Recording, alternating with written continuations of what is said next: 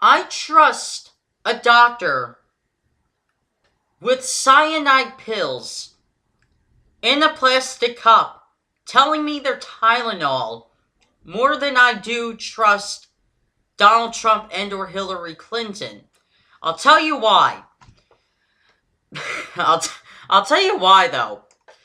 Look, Lester Holt from MSNBC was interviewing Hillary Clinton and asked her this. You gave him kudos in your speech last night for igniting a part of the party, a part of the electorate out there. What ideas can you name one idea that he's put forward that you want to embrace? That he has really changed your position on? Now, I can't tell if Lester Holt was, asking a real question or if he was asking, pseudo journalism questions that sound like they're genuine questions or just softball questions so they don't come harsh at Hillary or Trump. I'm curious which form it was in. Anyway, her response is, well, it's not so much as the passion that he brought to the goals that his campaign set. I share the goals. We have different approaches how to get there, but we are going to get universal health care coverage. We are going to raise the national minimum wage. We are going to make college affordable, and we are going to crack down on abuses in the financial markets that might harm Main Street again. First of all, I don't believe one goddamn word she said. I'll tell you why. This is why I say I trust a doctor with cyanide pills in a plastic cup telling me they're Tylenol more than I trust Hillary, is because, number one, look, first of all, you do not share the same goals as Bernie Sanders, Mrs. Clinton. You don't. If you shared the same goals as Bernie, you would actually genuinely care about women's rights and you would genuinely care about getting the young woman vote. You wouldn't have gotten Madeleine Albright earlier in the campaign to tell young voters there's a special place in hell for women who don't support women. Yeah, like that's encouraging to young girls to vote for you. So you don't share the same passion for women's rights as Bernie does. You obviously don't share the same passion of raising the minimum wage like Bernie does because Bernie wants to raise the minimum wage where it's $15 an hour, where it's a livable wage, where you can actually work a part-time job but yet have enough disposable income to, buy food so you don't have to starve to death. You want to raise it to what? A $12 minimum wage? That's an improvement, Hillary, but guess what? That isn't going to do shit overall. That isn't going to do shit overall. People are going to starve more on a $12 minimum wage than they are going to do a $15 minimum wage. And your comment about universal health care. You don't care about single payer health care, so don't even pretend like you do. You said that it's unrealistic. You said that we can't have it.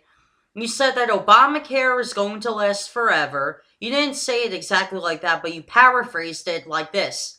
You said, oh, Obamacare is the best option we have now.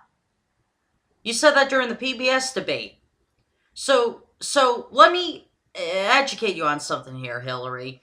I may not be a politician. I may not be in economics. I may not work in Washington, but I'm smart enough to know with the common knowledge I have that number one, economically, Obamacare can work for the next 10 to 12 years at tops. Other than that, it has to be renewed within that time because if we keep Obamacare at the point it is past 12 years from now, we're going to have a significant problem. And that significant problem is that, number one, jobs are going to back out on the healthcare extension. There's going to be more unemployment because of that. Because companies can't have the money necessary to keep the businesses running. Or they'll shut down for business for good because they won't be able to have any financial business coming in with minimal employees. That's what's going to happen if we have Obamacare forever. One of those three options is going to happen to businesses and to employees, to the hardworking blue and white collar Americans alike. They're going to lose their jobs. If we don't have single payer health care, which means, yeah, you pay a little more in taxes, but guess what? You get free health care as a right. Because apparently, Hillary, this mentality that you have, that healthcare shouldn't be a right, school shouldn't be a right, is very problematic, especially for someone who might be the president of the free country in this whole world, one of the freest countries in this whole world, to say that, oh, you don't deserve to get free college because you have to prove that you're able to pay for college in order to be in college. I'm sorry, but yeah, and stop using the we're gonna make college affordable. No, you aren't. No, you aren't.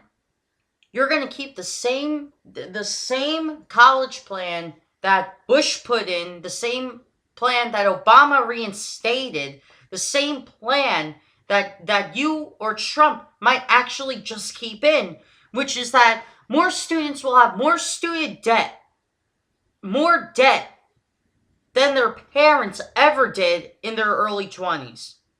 And also, what's even more scary with the way that we have college now is that normally this used to work like this. People who didn't go to college didn't do so hot financially. However, though, people that went to college made a lot of money because they got the jobs. However, though, in this day and age, with people having more student debt and with people getting degrees in positions, professional positions like medicine, science, and all that, there's not enough jobs out there for them. So they're going to be struggling with a part-time job, while the person who works a part-time job is going to have more income than the college-educated person. See how what topsy-turvy world we live in? It flipped around. It shouldn't be like that. And see, that's the thing. She lies through her teeth, and people believe her because she has a Democrat name to her. Just because she has a Democrat name doesn't mean she's the prettiest smelling rose in the Democratic Party. And to be honest, I don't agree that she has the same goals as Bernie Sanders in mind. No, she doesn't. This is her pathetic attempt to get Sanders supporters to support her. I will never support Hillary. I will never support Trump. I'm still Sanders. I'm for Jill Stein. If Bernie ever decides to not consider the Green Party ticket, I'll vote for Jill Stein in the general election, even if I have to write her in Pennsylvania, because I can't bring myself to vote for either Hillary or Trump. They're both despicable human beings. I can't stand them.